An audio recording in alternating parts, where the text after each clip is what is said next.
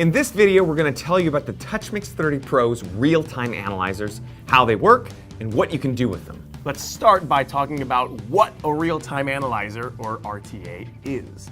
An audio real-time analyzer breaks the audio spectrum into frequency bands. 1/3 octave bands are most typical, and that's what you'll find in the TouchMix-30 Pro.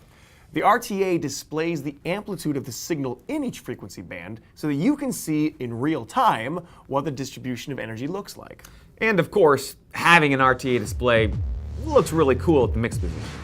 The TouchMix-30 Pro has 2 onboard real-time analyzers. One of these RTAs is available on any input or output EQ screen. Simply navigate to a channel's EQ tab and touch the RTA On button. When you do, you will see a display of the selected channel's audio spectrum. The second RTA can be displayed using the RTA button on the right side of the touchscreen. This RTA offers options for source selection. You can select the main left-right signal, the signal from any auxiliary mix, the follow cue, which will display whatever you have selected in the cue bus, or the talkback microphone input. By selecting the talkback input for the source, you can actually look at an RTA display of the sound in the room using a microphone that's plugged into the mixer's talkback input. You could view both RTAs at the same time by connecting a tablet device to your TouchMix. You could have this second screen available at the mixer, or you could take it with you as you ring out the system. So, how can you use the RTA? Well, first, use the RTA and your ears together. Don't rely entirely on the RTA display. There's no right way that an RTA display should look. The RTA can help you identify where a tonal imbalance or feedback ring is located on the frequency spectrum, but it's not a substitute for ears and good audio judgment. Now that said, here are some examples of how to use the RTA. The input channel RTA is useful for working on a tone for a single source. Now let's say you're doing a sound check and an input, let's say for example a bass guitar, isn't quite sounding right. It's kind of boxy and you're not sure what to do about it. So you watch the RTA while the bass player is playing, and you see that the 250 Hz band is sticking out above the other bands. If it sticks out the most when you're hearing the offending sound the most, that tells you that the problem is likely somewhere around 250 Hz. Now you know where to start pulling down the channel EQ. Here's another way to use the TouchMix-30 Pro's RTAs.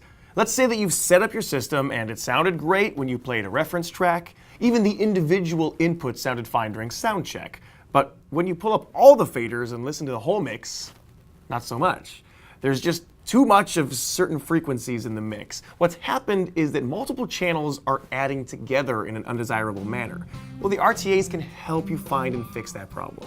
Start by using the output RTA to identify where this tonal imbalance is. Once you've done that, you could just adjust the output graphic EQ to get the balance you want, but a better choice might be to find the individual channels that are contributing to this imbalance. Let's say that the mix sounds a bit hubby, and the output RTA is indicating too much energy on the low end. Note the frequencies that are overbalanced. Now, go to the inputs and look for sources with a bit too much of these frequencies. Maybe all you need to do is roll a bit of low end off of the bass and guitar channels to clean up the whole mix.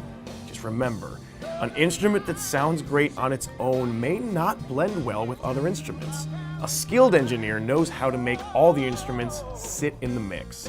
Your RTA can help you find frequency overlap problems and get your mix dialed in. Once you've got your instruments balanced, you can still use the RTA to identify any tonal imbalances in the aux mixes. Let's say that one of your performers is complaining about a tubby sounding stage monitor. Just select the performer's output and look at what you're sending to his wedge. Looking at his signal, you see that, yes, there's an ample low end there and you can take some out without making the mix sound too thin. Or maybe the RTA display indicates that this monitor mix is fairly well balanced. That could be a hint that there's something wrong with the stage monitor itself, like a blown high-frequency driver or an improperly adjusted processor. So the RTA can serve as a troubleshooting tool as well. The TouchMix-30 Pro has a powerful anti-feedback system, which we cover in another video. But if you prefer to handle feedback using the mixer's 1/3 octave EQ, then the RTA can help identify which EQ bands to cut. Now, you might find yourself tempted to try balancing the system with just a noise generator, a microphone, and the RTA. This isn't recommended because if all you do is adjust the output graphic EQ sliders until the RTA shows a flat response, the results with actual instruments will probably not be what you had in mind. It may look right on the screen now, but remember, your goal is to achieve a tonal balance with the real signal, and ultimately your ears will still be your guide on the mix. The real-time analyzers. Just one more way that the QSC TouchMix-30 goes beyond mixing to help you get great results fast.